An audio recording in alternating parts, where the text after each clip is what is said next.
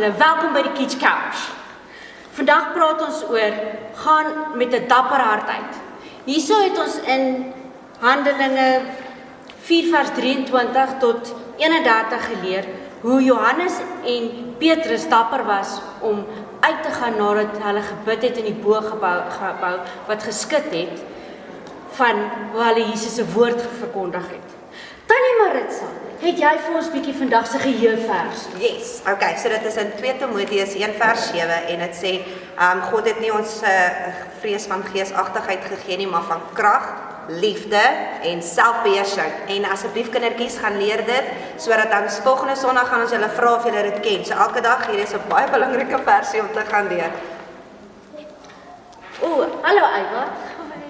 Wat het ons vir die kinders vandag gevra? Ons het bietjie van hulle gevra, wat is bang om vir ander mense van Jesus te vertel? Ons het vir hulle vertel dat hulle moet dapper wees en dat hulle vir ander mense moet gaan bid. Dis die regte manier. Soos ons gesê het daarvoor, die water is die wêreld, die olie is Jesus om ons te beskerm. En partykeer raak ons betrokke by die wêreldse dinge, maar Jesus bly nog steeds daar om ons te beskerm. Deur sy krag. Deur sy krag en selfbeheersing wat ons moet hê. Maatjies, sien julle volgende week. Onthou Vadersdag. Bye.